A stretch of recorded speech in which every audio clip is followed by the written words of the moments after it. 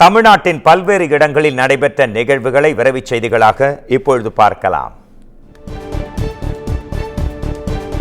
நில மோசடி வழக்கில் முன்னாள் அமைச்சர் எம்.ஆர். விஜயபாஸ்கருக்கு உதவியதாக கைதான காவல் ஆய்வாளர் பிருத்விராஜின் நீதிமன்ற காவல் வரும் 31ஆம் தேதி வரை நீட்டிக்கப்பட்டுள்ளது.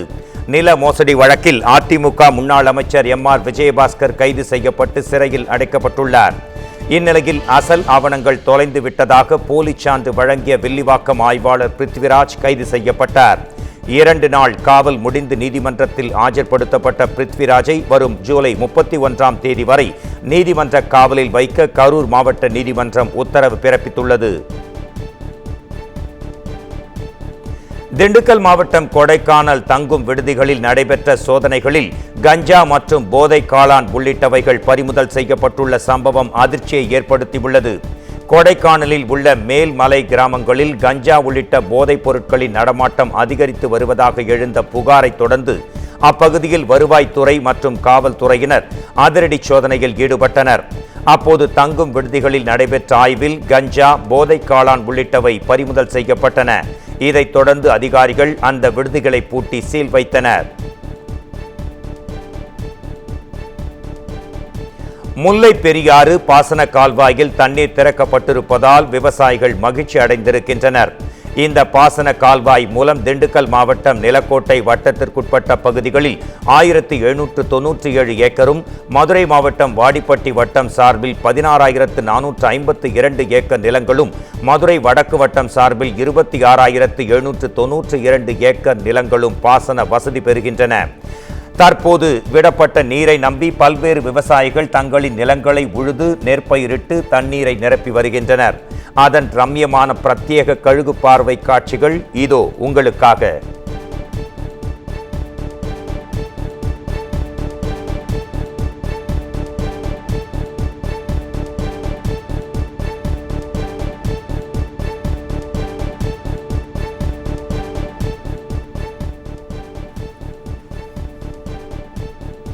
இலங்கை சிறையில் அப்பா மகன்கள் என மீனவர்கள் 3 சிக்கி தவித்து வாழ்வாதாரமின்றி பாதிக்கப்பட்டுள்ள குடும்பத்தினர் அரசு உதவிக்கரம் நீட்ட கோரிக்கை விடுக்கின்றனர்.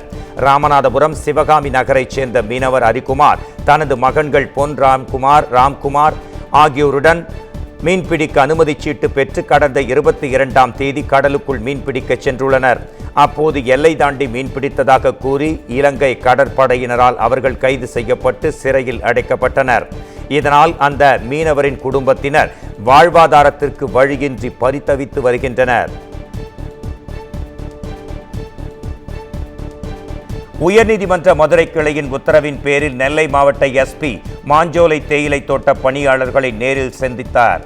மாஞ்சோலையில் தேயிலை தோட்டத்தை குத்தகைக்கு எடுத்திருந்த பாம்பே பர்மா ட்ரேடிங் கார்ப்பரேஷன் நிறுவனம் குத்தகை காலம் முடியும் முன்பே தேயிலை தோட்ட நிறுவனத்திற்கு சொந்தமான வீடுகளில் இருந்து பணியாளர்களை வெளியேறச் சொல்லி உத்தரவிட்டது.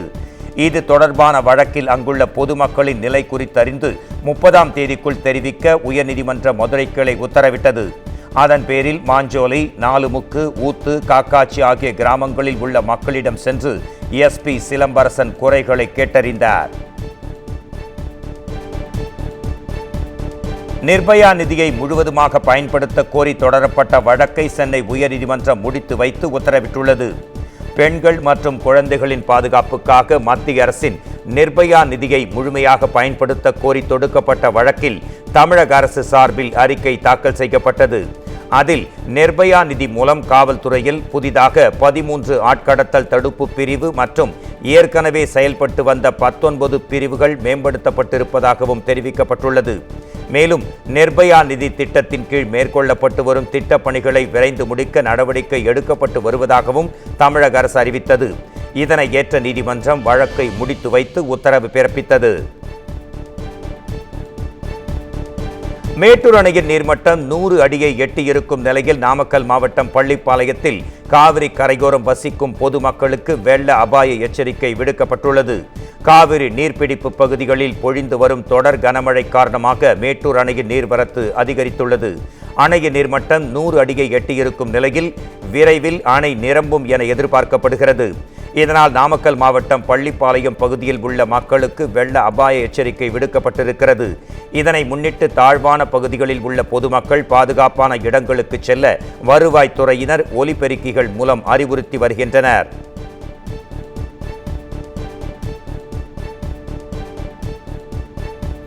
அரசியல் காரணத்தால் தான் தமிழக முதலமைச்சர் நிதி ஆயோக் கூட்டத்தில் பங்கேற்காமல் தவிர்த்ததாக தமாக தலைவர் ஜி.கே. வாசன் குற்றம் சாட்டியுள்ளார். கோவை சிட்ரா பகுதியில் தனியார் உணவகத்தில் வைத்து நடைபெற்ற தமாக கோவை மண்டல நிர்வாகிகள் கூட்டத்தில் ஜி.கே. வாசன் பங்கேற்று ஆலோசனை செய்தார். பின்னர் செய்தியாளர்களிடம் பேசிய அவர், தமிழக அரசு உயர்த்தியிருக்கும் மின்கட்டண உயர்வால் சிறு மற்றும் குறுந்தொழில்கள் கடுமையாக பாதிக்கப்பட்டிருப்பதாக குற்றம் சாட்டினார். உடனடியாக மின்கட்டணத்தை குறைக்க வேண்டும் என்றும் அவர் கேட்டுக்கொண்டார்.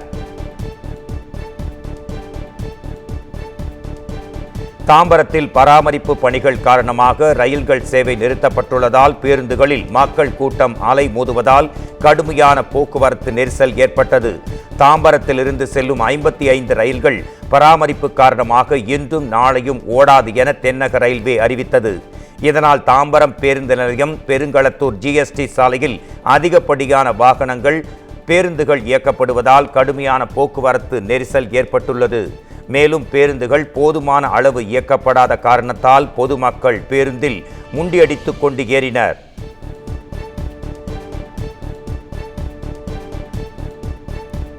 சிவகங்கை மாவட்டம் சூரப்பட்டியில் உள்ள இன்னாசியார் கிறித்தவ திருவிழாவில் யாரும் பாரபட்சம் இல்லாமல் கலந்து கொள்ள அனுமதிக்க வேண்டும் என மதுரை உயர்நீதிமன்றம் உத்தரவு பிறப்பித்துள்ளது.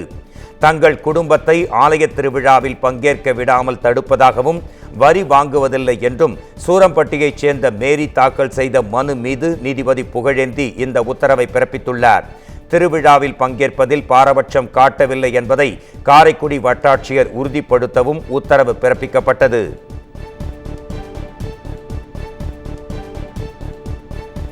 மத்திய பட்ஜெட்டில் தமிழகம் புறக்கணிக்கப்பட்டதை கண்டித்து பொள்ளாச்சி நாடாளுமன்ற உறுப்பினர் ஈஸ்வரசாமி தலைமையில் திருப்பூரில் திமுக சார்பில் ஆர்ப்பாட்டம் நடத்தப்பட்டது. திருப்பூர் குமரன் சிலை அருகே நடைபெற்ற இந்த ஆர்ப்பாட்டத்தில் தெற்கு சட்டமன்ற உறுப்பினர் செல்வராஜ், மாநகராட்சி மேயர் தினேஷ்குமார் உள்பட 1000க்கும் மேற்பட்ட திமுகவினர் பங்கேற்றனர். ஆர்ப்பாட்டத்தின் போது மத்திய அரசை கண்டித்து முழக்கங்கள் எழுப்பப்பட்டன. தென்காசியில் திமுக சார்பில் நடத்தப்பட்ட ஆர்ப்பாட்டத்தில் உள்ளாட்சி பிரதிநிதிகள் அரசு வாகனத்தில் வந்து பங்கேற்றது பெரும் அதிருப்தியை ஏற்படுத்தியுள்ளது. பட்ஜெட்டில் தமிழகத்திற்கு சிறப்பு நிதி ஒதுக்கப்படாததை கண்டித்து மாவட்ட தலைநகரங்களில் திமுக சார்பில் ஆர்ப்பாட்டம் நடத்தப்பட்டது. தென்காசியில் நடைபெற்ற ஆர்ப்பாட்டத்தில் சங்கரன் கோவில் நகர்மன்ற தலைவி உமா மகேஸ்வரி, ஒன்றிய தலைவர் லாலா சங்கரபாண்டியன், புளியங்குடி நகர்மன்ற தலைவி விஜய சவுந்தரபாண்டி உள்ளிட்டோர் அரசு சார்பில் வழங்கப்பட்ட வாகனத்தில் வந்து கலந்து கொண்டனர். மக்கள் பணிக்காக அளிக்கப்பட்ட வாகனத்தை கட்சி நிகழ்ச்சிகளுக்கு பயன்படுத்தியது குறித்து சமூக ஆர்வலர்கள் பெரும் அதிருப்தி தெரிவிக்கின்றனர்.